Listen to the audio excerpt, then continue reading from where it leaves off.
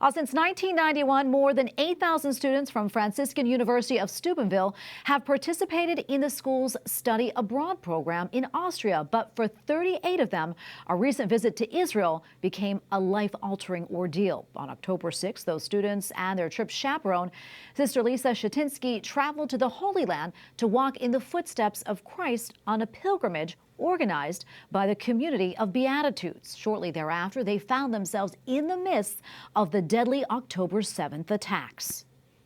And here now to tell us more about these harrowing events and safe passage out of Israel is Franciscan student Maggie Kleb and program director Thomas Wolter. Thank you both so much for being here. We really appreciate it. Maggie, I want to start with you. If you don't mind, can you please tell us a little bit about the trip and also what went through your mind when you heard about the attacks? So we, as part of our whole Austria experience, we get 10 days, and one of them we get to choose what to do, and I chose to go on this 10-day pilgrimage to the Holy Land. The sort of whole point of the pilgrimage was to walk in the footsteps of Jesus, to go where he went, to do what he did. So we were pretty much roughing it a good amount of the time, especially during this trip, since plans went a little differently. And Father Anthony, who was leading the pilgrimage, just gathered everyone together. I think it was probably like 1 or 2 in the afternoon.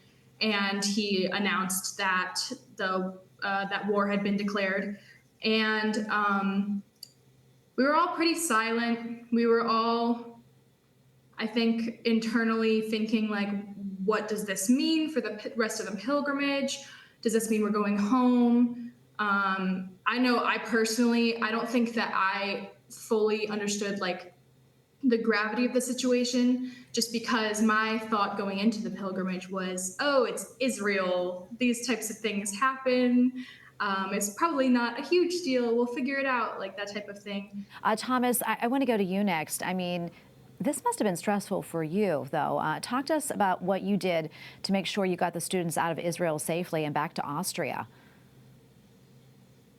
Well, likewise, when the first attack happened on Saturday, we took about 24 hours to think about, what kind of response there was going to be from the Israeli side, because you don't know exactly if it was going to be, a tit for tat and then let things quiet down, or if this was going to escalate.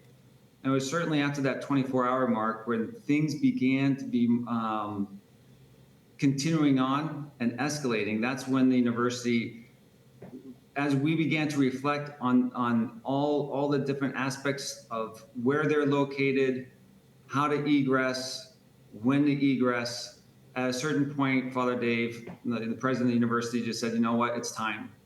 And at that point, we got a new team of people involved, and very quickly, I'd say within about 36 hours, we were able to get the students into a hotel across the border, and then flown out from Jordan back to Austria. Yeah, I mean, what a feat to do that. So once you guys were back in Austria, Maggie, I want to ask you this. I guess kind of, what were your thoughts during that time when all the news started to unfold and you really did find out what exactly was happening? I definitely, like you said earlier, I was in sort of blissful ignorance throughout the entire situation.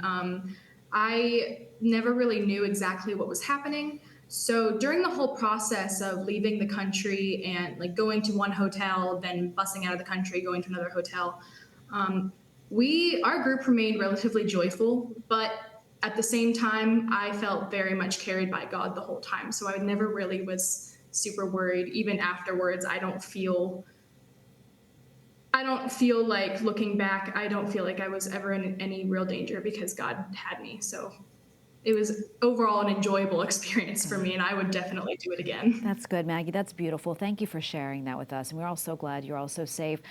Thomas, I mean, Franciscan clearly has very close ties to Israel. That said, I'm curious, is the university doing anything to maybe help the situation there? And what are the plans to send students back on that pilgrimage moving forward?